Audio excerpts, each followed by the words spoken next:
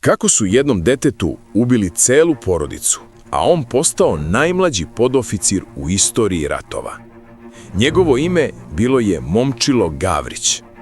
Tokom Prvog svjetskog rata, austro-ugarski vojnici upali su u njegovo selo Trbušnica i ubili njegovu porodicu.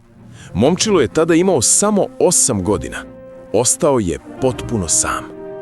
Tada je naišla jedinica srpske vojske kojom je komandovao major Stevan Tucović.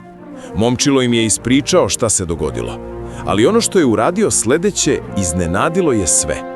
Uzeo je pušku i poveo srpske vojnike do mesta gde su bili neprijateljski vojnici.